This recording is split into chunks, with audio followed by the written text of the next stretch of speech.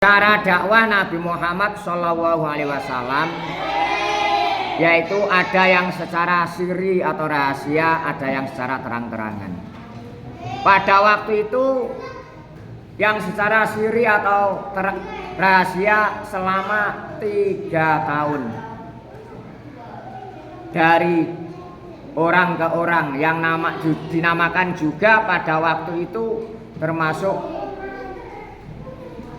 dakwah untuk secara demi orang ke orang atau afrod dari seorang ke seseorang. Setelah mendapatkan wahyu yang kedua yaitu surat Al-Mudaththir, Nabi Muhammad diperintahkan secara terang-terangan, ya, secara terang-terangan tanpa ada rahasia.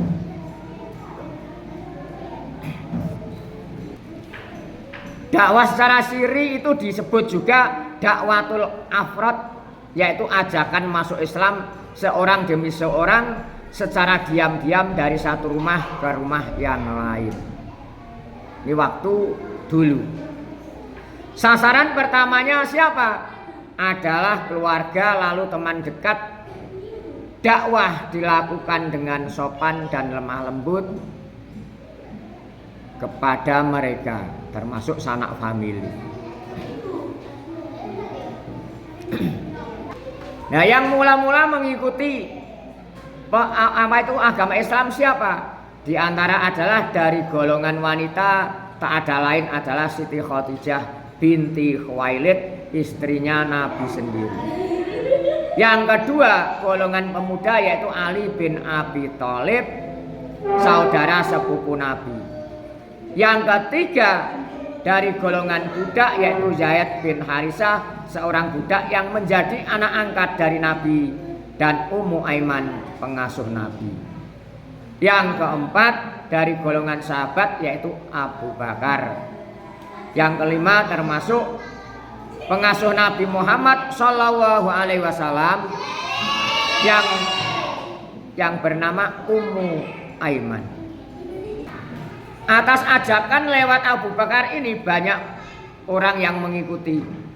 Di antaranya adalah termasuk Utsman bin Affan, Zubair bin Awam, Sa'ad bin Abi Waqqas, Abdurrahman bin Auf, Thalhah bin Ubaidillah, Arqam bin Abil Arqam, dan beberapa penduduk Mekah lainnya. Dakwah secara sirri ini dilakukan selama 3 tahun, kurang lebihnya mendapat pengikut 30 orang. Ini dakwah dalam tahap sirri. Mereka inilah yang diberi gelar, mendapat gelar as-sabiqunal awwalun. As-sabiqunal awwalun itu adalah orang-orang yang pertama masuk Islam, golongan yang terdahulu masuk Islam. Rasulullah membina mereka di rumah siapa? Di rumah Arqam bin Abil Arqam, atau disebut Darul Arqam.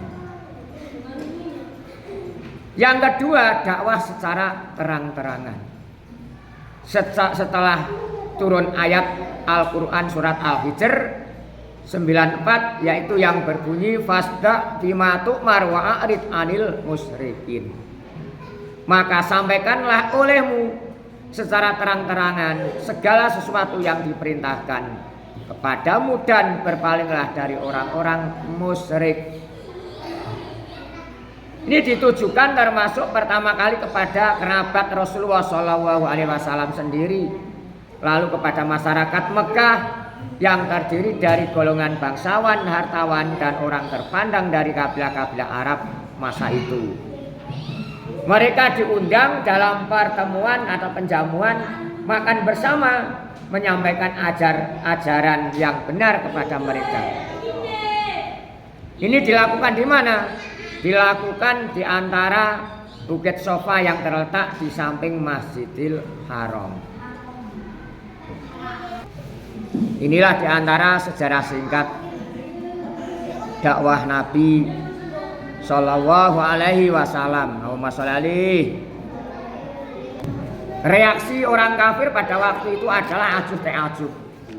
Tapi setelah Islam mengembang besar, seruan-seruan semakin tegas dan lantang mengecam dan sebagainya. Nah, ini karena perjuangan adalah pasti ada suatu rintangan. Maka kita dalam belajar untuk perjuangan ke depan tidak hanya terus mulus, pasti sedikit banyak ada sesuatu ganjalan-ganjalan dalam perjalanan. Tapi yang terpenting harus kita sabar, tawakal juga kepada Allah, berserah diri. Yang penting kita sudah berikhtiar atau berusaha maksimal semata-mata mencari ridhonya Allah Subhanahu wa ta'ala. Mudah-mudahan ilmu kita mendapatkan ilmu yang bermanfaat, yang barokah. Allahumma amin. Rabbi fa'na bi barakatihim wahdinal husna bi hurmatihim wa amitna fi tariqatihim wa mu'afati minal fitan.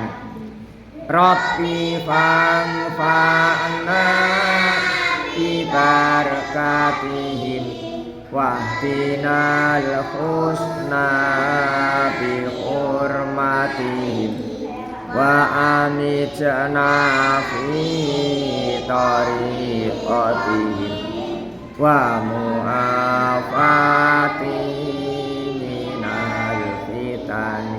Rabbi fa'na bi barakatihim wahdinal husna bi hurmatihim wa amitna fi tariqatihim wa mu'afati minal fitan.